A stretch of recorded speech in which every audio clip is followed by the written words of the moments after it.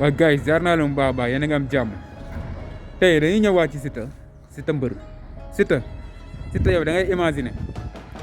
Ousmane Sonko bu duggoon ci làmb ji mu ñëw ne bu kenn faral Siteu ndax booy dinañ ko topp ndax affaire bi du benn Siteu gis nga politique bi ak bërëb bi du benn booy bëri nga ay supporter trop bëri nga ñu lay topp mais ci wàllum bërëb bi la yem quoi yemale ko foofu noonu mais bu ko dugal ci affaire de politique ñun nag xam nañ bu baax fi ngay waxee Siteu gis nga politique boo si duggee xamul bu baax nañ siy duggee ñun xam nañ lépp moo tax nga toog kër di jéem a jooy xam nga Sénégal yi moom dañoo gaaw ci yërëm nit dañoo gaaw ci yërëm doomu aadama boo jooyee rek ñu commencé laa yërëm bi nga waxee ba pare ki tooga noonu sawet dégg nañ ko bu baax a baax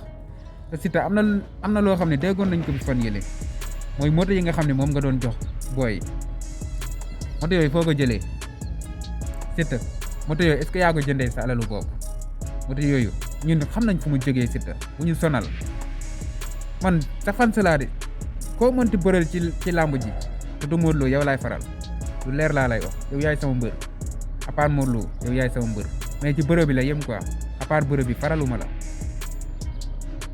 nga xam loolu bu baax a baax te bëri naa si morom nag soo bëggee jàmm nag booy politique nga bàyyi Ousmane Sonko waaw boo faree nag faral rek parce que dañuy xeex mënoo si dara Siteu dañuy xeex de loolu moom kenn mënu si dara xanaa gaay dellu ginnaaw rek moo si mën dara mais li gaay sumb nii du jeexee noonu Ousmane Sonko kenn du ko laal kenn du ko téye loolu na leer sa bopp Siteu waa jàmm gi nag waa caaro ñëpp ay génn bés ba yow na nga jéem a téye booy ba xam lan moo la ciy fekk